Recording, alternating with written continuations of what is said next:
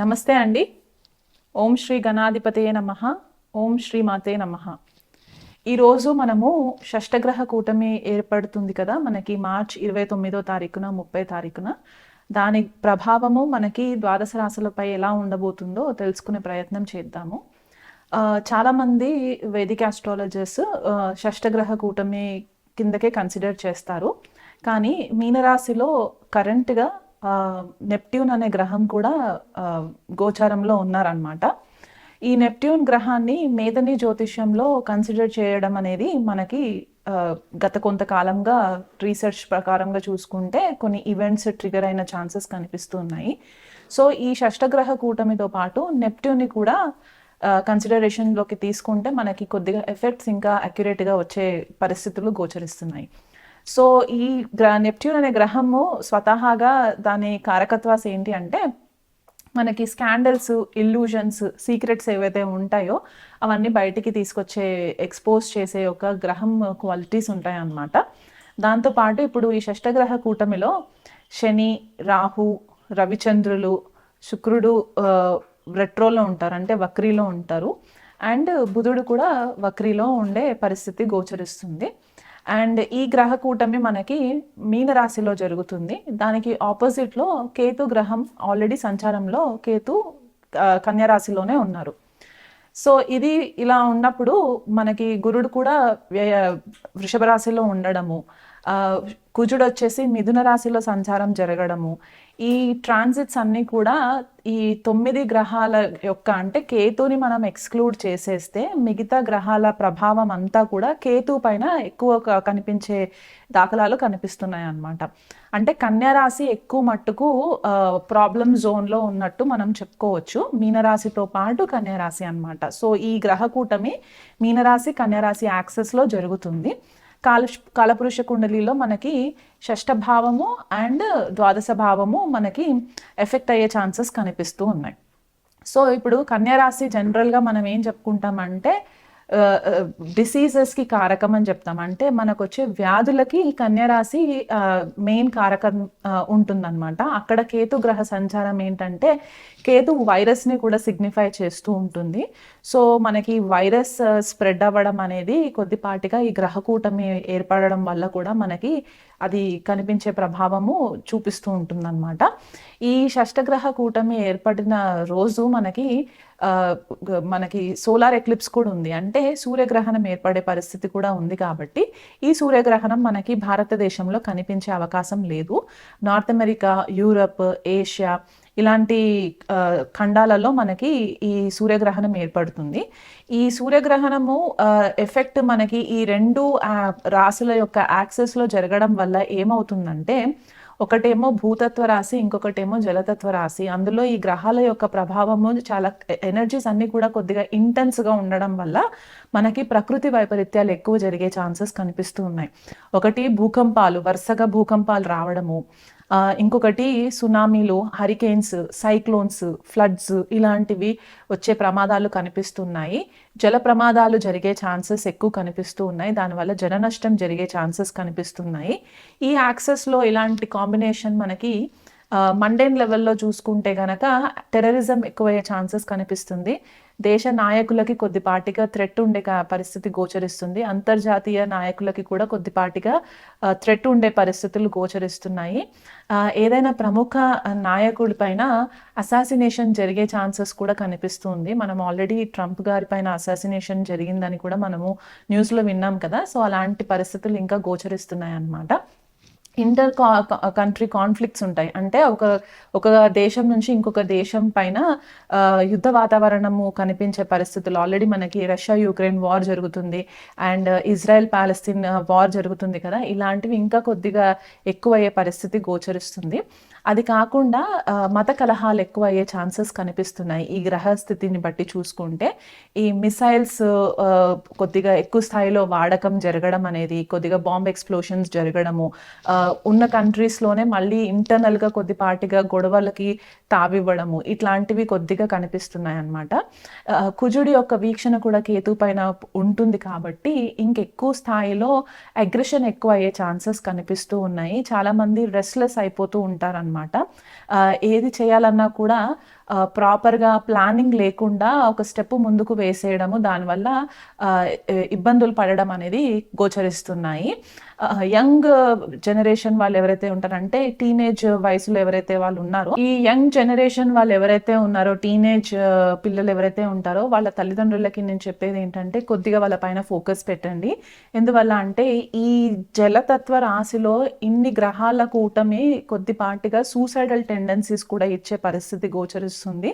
So ఆ కోణంలో కొద్దిపాటిగా ఇది ఎగ్జామ్ టైమ్స్ అయ్యేటప్పుడు మనకి ఇవి ఈ గ్రహ గోచారం ఏర్పడుతుంది కాబట్టి కొద్దిగా వాళ్ళ పైన ఫోకస్ పెట్టడానికి ప్రయత్నం చేయండి.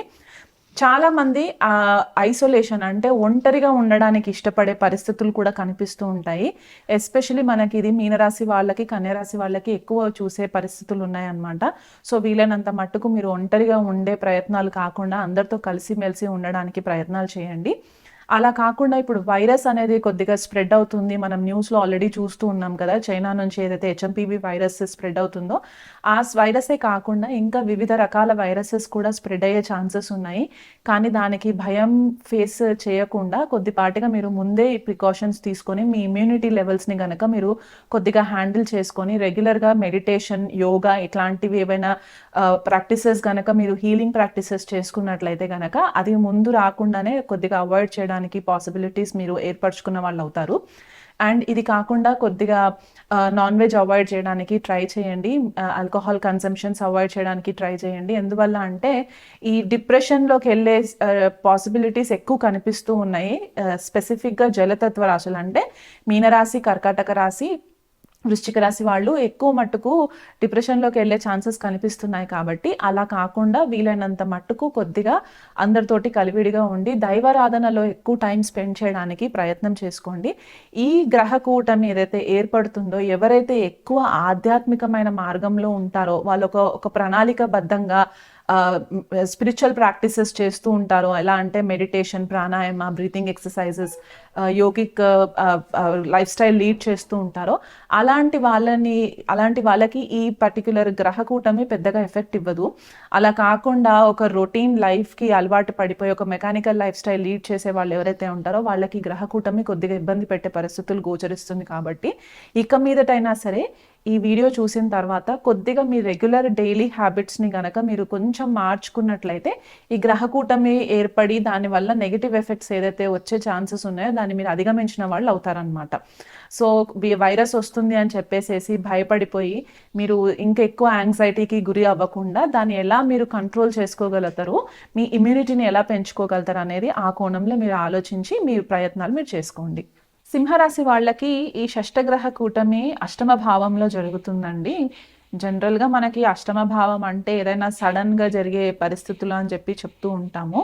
సో ఇలాంటి గ్రహ గోచారము అష్టమంలో జరగడము సింహరాశి వాళ్ళు కొద్దిపాటిగా కేర్ఫుల్గా ఉండాలి. ఈ గ్రహ గోచారం కంప్లీట్ అయ్యేంత వరకు, అంటే ఈ 2 రోజుల వ్యవధిలోనే కాకుండా ఈ రాహు శని కలయిక ఒక 50 రోజుల మట్టుకు ఉంటుంది. ఆ 50 రోజులు కూడా కొద్దిపాటిగా కేర్ఫుల్గా ఉంటే కనుక మే ఎండింగ్ వరకు కొద్దిగా మీరు జాగ్రత్తలు తీసుకుంటే ఫేవరబుల్ రిజల్ట్స్ వస్తాయి. సడన్ యాక్సిడెంట్స్ జరిగే ఛాన్సెస్ చాలా మట్టుకు సింహరాశి వాళ్ళకి కనిపిస్తుంది. కాబట్టి ఎవరైతే డ్రైవింగ్ చేసే వాళ్ళు ఉంటారో కొద్దిగా డ్రైవింగ్ స్కిల్స్ బాగా ఉన్నాయని చెప్పేసి ర్యాష్ డ్రైవింగ్ అలా చేయకుండా వీలైనంత మట్టుకు కేర్ఫుల్గా డ్రైవ్ చేస్తూ ఉండండి. సింహరాశిలో చాలామంది మనకి నాయకులు కూడా ఉంటూ ఉంటారు, పొలిటీషియన్స్ ఉంటారు, సెలబ్రిటీస్ ఉంటారు. మీకు కొద్దిపాటిగా ఫాల్స్ ఎలిగేషన్స్ అయ్యే ఛాన్సెస్ కనిపిస్తున్నాయి. కాబట్టి ఆ కోణంలో కూడా కొద్దిపాటిగా కేర్ఫుల్గా ఉండడానికి ట్రై చేయండి. ఈ సడన్గా కొన్ని స్కాండల్స్ బయటకు వచ్చే ఛాన్సెస్ ఉన్నాయి. ఎందుకంటే అష్టమ భావం చాలా యాక్టివ్లో ఉంటుంది. కాబట్టి ఈ స్కాండల్స్ జరగడము, లేదా కొంతమంది ట్యాక్స్ ఫైలింగ్స్ చేస్తూ ఉంటారు. ఇప్పుడు చేద్దాంలే, తర్వాత చేద్దాంలే అని చెప్పి అనుకుంటూ ఉంటారు కదా. అలాంటి వాళ్ళు కొద్దిపాటిగా ట్యాక్స్ ఫైలింగ్ విషయంలో కూడా కొంచెం కేర్ఫుల్గా ఉండాలి. ఇది వరకు ఏదైనా ఇన్హెరిటెన్స్ అంటే ఇన్హెరిటెన్సెస్, ఎందుకంటే అష్టమ భావాన్ని మనం ఇన్హెరిటెన్స్ తోటి కూడా చూస్తాము. అంటే స్థిరాస్తులు ఎవరైతే పొత్తులో ఉంటాయో, కుటుంబ సభ్యుల మధ్యలో పొత్తులో ఉన్న ఆస్తి వ్యవహారాలు ఏవైతే ఉంటాయో వాటి విషయంలో సడన్గా ఏదో ఒక డ్రాస్టిక్ చేంజ్ రావడము, దానివల్ల మీరు కొద్దిపాటిగా ఇబ్బందులు ఫేస్ అవ్వడం అనేది కనిపిస్తుంది. సింహరాశి వాళ్ళకి ఈ గ్రహ కూటమి 2-8 యాక్సెస్ అంటే ద్వితీయ భావానికి అష్టమ భావానికి మధ్యలో జరుగుతుంది కాబట్టి కొద్దిపాటిగా ఫ్యామిలీతో ఇబ్బందులు రావడము, ఫ్యామిలీతో సడన్గా డిటాచ్మెంట్ అయిపోవడము.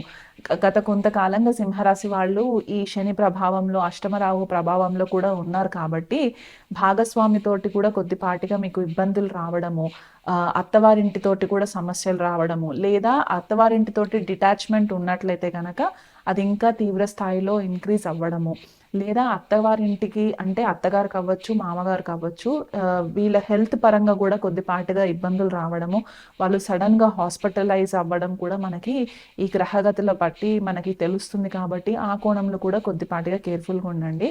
మీరు అసలు ఎంత ప్లానింగ్ చేసుకొని ఆర్థికంగా కొద్దిగా స్థిరపడాలి, ఆర్థికంగా కొద్దిగా డబ్బులు కూడబెట్టుకోవాలి అని ఎంత ప్లానింగ్స్ వేసుకున్నా సరే ఈ గ్రహ కూటమి వల్ల వచ్చే మే వరకు కూడా మీకు కొద్దిపాటిగా ఆ పాసిబిలిటీస్ అయితే ఫేవరబుల్గా కనిపించట్లేదు కాబట్టి వీలైనంత మట్టుకు సేవింగ్స్ చేసుకోవడానికి ట్రై చేయండి. ఆ సేవింగ్స్ ఎందువల్ల చేయమని చెప్తున్నానంటే మీకు ఎదురొచ్చే ప్రాబ్లమ్స్ని ఫేస్ చేయడానికి అప్పు చేయకుండా ఉండడానికి. ఎందుకంటే అప్పు చేసే పరిస్థితులు కూడా గోచరిస్తున్నాయి కొన్ని కొన్ని సందర్భాల్లో కాబట్టి వీలైనంత మట్టుకు కొద్దిగా కేర్ఫుల్గా ఉండండి. ఎక్కడ కూడా ష్యూరిటీ కానివ్వండి, గ్యారంటీ కానీ ఇట్లాంటివి ఏం చేయకుండా చూసుకోండి. డాక్యుమెంటేషన్స్, స్థిరాస్తికి సంబంధించిన డాక్యుమెంట్స్ ఏవైతే ఉంటాయో అవన్నీ కొద్దిగా కేర్ఫుల్గా దాచిపెట్టుకోవడానికి ప్రయత్నం చేయండి. ఎందుకంటే ఈ అష్టమ భావంలో ఈ గ్రహ కూటమి కొద్దిపాటిగా మీకు ప్రాబ్లం ఏ కోణంలో నుంచి వస్తుంది అనేది క్లియర్గా చెప్పడం కూడా కుదరని పరిస్థితిలో, అంటే ఒక అయోమయమైన పరిస్థితుల్లో ఉంటుంది కాబట్టి కొద్దిపాటిగా కేర్ఫుల్గా ఉండాలి. ఫుడ్ పాయిజనింగ్ అయ్యే ఛాన్సెస్ కూడా సింహరాశి వాళ్ళకి ఎక్కువ కనిపిస్తుంది. ఎందుకంటే ద్వితీయంలో కేతు సంచారము, దానిపైన ఈ నవగ్రహాల యొక్క దృష్టి పడడము ఆ యాక్టివేషన్లో ఉంటుంది కాబట్టి ఈ ఫుడ్ పాయిజనింగ్ అయ్యి దానివల్ల మీకు అనవసరమైన హెల్త్ కాంప్లికేషన్స్ వచ్చే ఛాన్సెస్ కనిపిస్తూ ఉన్నాయి కాబట్టి అదొక్కటి మైండ్లో పెట్టుకొని వీలైనంత మట్టుకు హెల్దీ ఫుడ్ తినడానికి ప్రయత్నం చేయండి. బ్యాంక్కి సంబంధించి, బ్యాంకింగ్ ట్రాన్సాక్షన్స్కి సంబంధించి కొద్దిపాటిగా కేర్ఫుల్గా ఉండండి. ఇన్హెరిటెన్సెస్ నేను ముందే చెప్పాను కదా, ఆ విషయంలో కూడా కొద్దిపాటిగా కేర్ఫుల్గా ఉండి మీరు సడన్ యాక్సిడెంట్స్ డ్రైవింగ్ చేసే విషయంలో కూడా కొంచెం కేర్ఫుల్గా ఉంటే గనక ఈ గ్రహ కూటమి నుంచి మీరు కొద్దిగా బయటకు వచ్చే పరిస్థితులు గోచరిస్తున్నాయి. ఒక స్త్రీ వల్ల కూడా మీకు ఇబ్బందులు పడే పరిస్థితులు గోచరిస్తున్నాయి. అంటే భార్యాభర్తల మధ్యలో ఒక థర్డ్ పర్సన్ ఎంట్రీ వల్ల కూడా కొద్దిపాటిగా డిస్టర్బెన్సెస్ కనిపిస్తున్నాయి కాబట్టి ఆ కోణంలో కూడా ఎవరిని ఎక్కువ ఎంటర్టైన్ చేయకుండా వీలైనంత మట్టుకు మీరు మీ కుటుంబాన్ని కొద్దిగా సీక్రెట్గా పెట్టుకున్నట్లయితే కూడా మీకు పెద్దగా ఇబ్బందులు లేకుండా ఉండే పరిస్థితులు గోచరిస్తున్నాయి.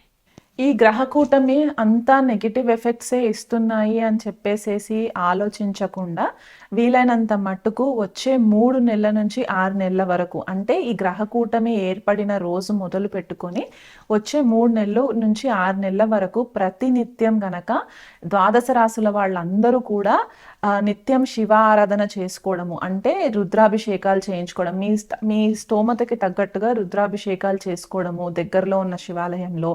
అలా కాకుండా శనికి వీలైనంత మట్టుకు నల్ల నువ్వుల దీపం పెట్టడం, అంటే ఈ గ్రహ కూటమి ఏదైతే ఏర్పడుతుందో దాని గురించి ఎక్కువ భయపడకుండా వీలైనంత మట్టుకు ద్వాదశ రాశుల వాళ్ళందరూ చేయవలసిన రెమెడీస్ ఏంటి అంటే వచ్చే 6 నెలల వరకు, అంటే 3 నెలల నుంచి 6 నెలల వరకు ఈ గ్రహ కూటమి ఏ రోజైతే ఏర్పడుతుందో మార్చ్ 29 ఆ రోజు నుంచి 3 to 6 months వరకు కూడా రెగ్యులర్గా మీరు మీ స్తోమతకి తగ్గట్టుగా దగ్గరలో ఉన్న శివాలయంలో రుద్రాభిషేకం చేయించుకోవడము, లేకపోతే ప్రతినిత్యం మీకు వీలు కుదిరితే అక్కడ గుడిలో మీకు పాసిబిలిటీ ఉంటే కనుక శివుడికి అభిషేకము చేయించుకోవడము అదొకటి. అలా కాకుండా శనికి నల్ల నువ్వులతోటి ఒక నల్లటి క్లాత్ ఉంటుంది కదా, ఆ క్లాత్లో ఒక స్పూన్ నల్ల నువ్వులు వేసేసి మూట కట్టేసి శుక్రవారం రోజు రాత్రి ఒక గిన్నెలో నల్ల నువ్వుల నూనె పోసేసి నానబెట్టి శనివారం రోజు ఉదయము ఇది దగ్గరలో ఉన్న శివాలయంలో నవగ్రహాలు ఎక్కడైతే ఉంటాయో అక్కడ